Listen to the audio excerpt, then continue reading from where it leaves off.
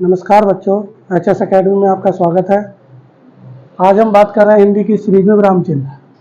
विराम चिन्ह में पहले हमने बताया है, पहला प्रश्न उठाने की कोशिश कर रहे हैं हम कि भाई विराम का अर्थ क्या होता है। विराम का अर्थ होता है ठहराव या रुकना।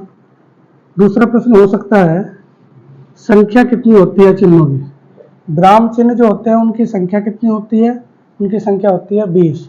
और ये किसने बताया, अगर ऐसे आ जाए तो हम कहेंगे कामता प्रसाद जी ने बताया है। ठीक, विराम चिन्ह वैसे ही विराम या रुकना आराम उसको कहते हैं जैसे हम काम करते करते रुकते हैं और रुक के फिर काम को स्टार्ट करते हैं, वैसे ही भाषा में हम रुकते हैं और रुक के फिर भाष करने की कोशिश करते हैं, फिर बोलने की कोशिश करते हैं। वही चीज़ अगर हम लिपि पे, किसी भाषा को हम लिपि में लिखते हैं और लिपि में अगर हम उसको आराम देंगे, लिपि में अगर हम कहीं रुकेंगे तो रुकने के लिए उसका विशेष चिन्ह बनाएंगे कि कैसे पढ़ा जाएगा, पढ़ते समय कैसे कैसे रुकना है, वही चीज़ है। तो वही चिन्ह कहाँ कहाँ पे प्रयोग करेंगे, ये भाषा में क्या कहलाता है, भाषा में विराम चिन्ह कहलाता है। तो विराम चिन्ह में पहली बात मैंने लिखी है अल्प विराम, दूसरा लिखा है अर्ध विराम और तीसरा है उप विराम। देखो, अल्प में केवल एक कोमा लगा दिया जिसको इंग्लिश से बोलते हैं, अर्ध में एक कोमा लगाया और आधा अप का ले लिया यानी उप का ले लिया। तो आधा उप से लिया और आधा अल्प से लिया तो अर्ध बन गया। अर्ध माने आधा, ध्यान रखेंगे, अर्ध माने आधा। आधा अल्प से लिया, आधा उप से लिया और ये बन गया अपना आप में अर्ध। क्योंकि इसके पास अपना कोई विशेष चिन्ह नहीं था तो इसने उप से ले लिया, उप विराम से एक, और अर्ध विराम से, तो ये आधा आधा बन गया दोनों। यानी आधा उससे लिया, आधा उससे लिया, बन गया अर्ध विराम। दोनों बात समझ गए होंगे। तो कोमे का जरूर पता होना चाहिए, इनका पता रहता है। ठीक, उसके बाद देखते हैं हम इसमें क्या कंफ्यूजन होती है। निर्देशक और योजक, इसको योजक भी कहते हैं, इसे समायोजक भी कहते हैं और डैश चिन्ह भी कहते हैं।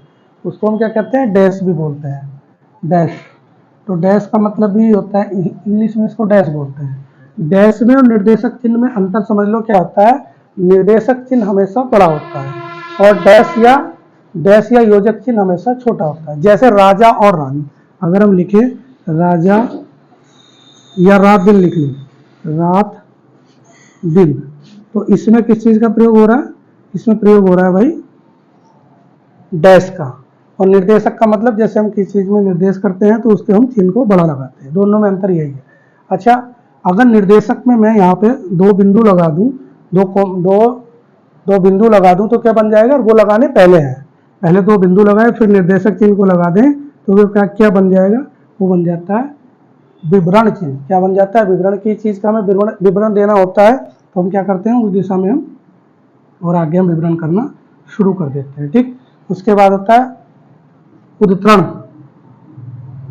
उद्धरण में क्या होता है, एकाहारी भी होता है, दोहरा भी होता है। यानी कि अगर दो दो लगाएंगे तो दोहरा हो जाएगा, ये इसको ऐसे बोल देंगे, ये इसका प्रकार है, सब मैंने लिख दिया है।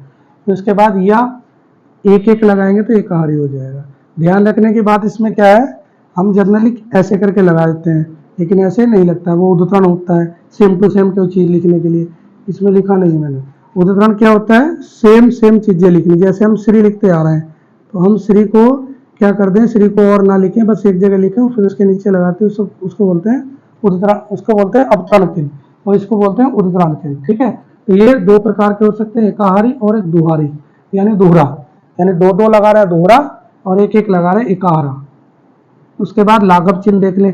लाघव चिन्ह का प्रयोग हम कहाँ करते हैं, यदि हम भाषा में स्पीड में कुछ और स्पीड लाना चाहते हैं, किसी शब्द को हम संक्षिप्त लिखना चाहते हैं, जैसे डॉक्टर हम पूरा नहीं लिखना चाहते तो डॉक्टर के आगे हम क्या लगाते हैं, लाघव चिन्ह लगाते हैं। जैसे और कोई चिन्ह है, मान लीजिए राजेंद्र लिखना चाह रहे हैं, उसको राजेंद्र को हमने ऐसे लिख दिया। वैसे विशेष अवसर पर ही लिखा जाता है, ज्यादातर इसका प्रयोग हम नहीं करते हैं। तो ये क्या है, लाघव चिन्ह। उसके बाद देखो मैंने लिखा कोष्ठक। कोष्ठक कई प्रकार के हो सकते हैं, दो तीन सैंपल मैंने बनाने की कोशिश की है। ये बड़ा कोष्ठक कहते हैं, मैथ में प्रयोग ज़्यादा होते हैं, गणित में।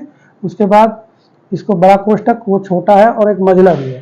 ठीक, तो ये कोष्ठक है। कोष्ठक की चीज़ को हम बंद करने के लिए विशेष परिस्थिति में जो चीज़ हमें अंडरलाइन करनी होती है तो वो अंदर लिखते हैं। जैसे मान लीजिए कोई चीज़ हम कहना चाह रहे हैं कि हमने ऐसे लिखा तो इसका मतलब क्या हो गया, पहले ये साथ साथ जुड़ेंगे, इसका मतलब विशेष होता है। ठीक है, तो ये कोष्ठक। फिर होता है समाप्ति।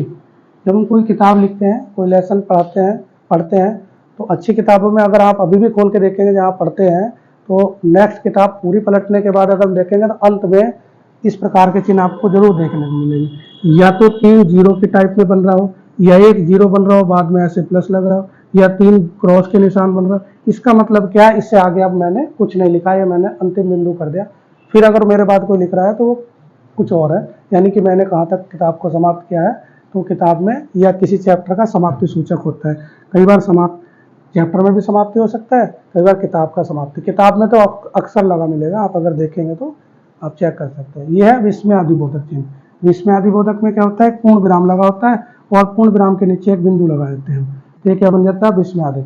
हमेशा ये प्रयोग हम कहाँ करते हैं? जब हम अपने हृदय से कोई बात करते हैं, या तो हर्ष हो या उल्लास हो या गम हो, इस तरीके की, या हमें कोई दुख पड़ रहा हो, तो उसमें हम किसका प्रयोग करते हैं? जब सीधे हम हृदय से टच करके बात करते हैं तब हम विस्मय आदिबोधक का चिन्ह का प्रयोग करते हैं। उसके बाद हम कर रहे हैं त्रुटि।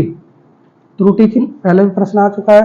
त्रुटि माने जब हमसे लिखते लिखते कोई कमी हो जाती है और पेपर या डॉक्यूमेंट इतना कीमती हो जब हम उसको रिपीट नहीं कर सकते, ना ही हम काट सकते हैं, तो फिर हम त्रुटि चिन्ह या हम हंस चिन्ह का प्रयोग करते हैं। इसको एक चीज और है लगाने के, अगर मैं हंस चिन्ह लगाया, मान लीजिए हम लाइन ऐसे लिखते चले जा रहे हैं और हमसे यहाँ कुछ चीज छूट गई है, तो हम डैश चिन्ह, ये चिन्ह लगा के त्रुटि चिन्ह, और उसके ऊपर कुछ लिखा जाता है। इसमें ये ध्यान हमेशा रखें कि इसके नीचे नहीं लिखा जाएगा, फिर गलत हो जाएगा, एक और बड़ी गलती कर देंगे। हंस चिन्ह लगा के या त्रुटि चिन्ह लगा के उसके ऊपर बारीक सा लिख देते हैं, तो वो मान्य होता है, उसको हम काट नहीं सकते, वो मानक में है। क्योंकि ये दिया गया है कि अगर हमसे कोई गलती हो जाए और गलती होने के बाद उसमें कुछ और संशोधन नहीं कर सकते, तो हम चिन्ह लगा के वहां पे दे सकते हैं। उसके बाद है पाद चिन्ह। जैसे हमने देखा है भाग में होता है, जैसे 2/3, 2/3, तो ये पाद चिन्ह जो है उस पर अंश और हर जहाँ हम लिखते हैं, अंश और हर, तो ये वहीं पे प्रयोग होते हैं, अंश और हर। मैथ में अधिकतर प्रयोग होते हैं। ये मैंने वही चिन्ह उठाए हैं, वैसे चिन्ह तो 20 है, क्लास लंबी हो जाएगी, लेकिन हमने वही चिन्ह उठाए जहाँ से कंफ्यूजन की स्थिति ज़्यादा रहती है। एक मैंने यहाँ पे लिखा नहीं है, अवतरण चिन्ह, जो अवतरण चिन्ह नहीं लिखा है मैंने इसमें, जिसका निशान ये है जो मैं बता रहा हूँ। एज इट अगर कोई चीज़ हमें उतारनी है तो वो हम ऐसे लिखते हैं, जैसे श्रीमती श्रीमती लिखना है या कुमारी कुमारी करके लिखना है, एक बार कुमारी लिख दिया फिर उसके नीचे हम ऐसे करके लगाते रहते हैं। ये है अवतरण चिन्ह और यह है उद्धरण, दोनों में विशेष अंतर है। मैंने यहाँ पे लिखा नहीं, एक कंफ्यूजन की स्थिति और थी। इतने प्रश्न यहाँ से बनते हैं, मुझे लगता नहीं इससे बाहर और कोई प्रश्न विराम चिन्ह से आएगा। बाकी आपको पता ही है, प्रश्न चिन्ह पता है, पूर्ण विराम पता है, ये सब चिन्ह आपको पता है, उस पर टाइम खर्च करने की ज़्यादा और जरूरत नहीं है। वीडियो अच्छी लगी हो तो इसे शेयर करें, हमारे चैनल को सब्सक्राइब करें और लोगों को शेयर कर सकते हैं। थैंक यू, धन्यवाद।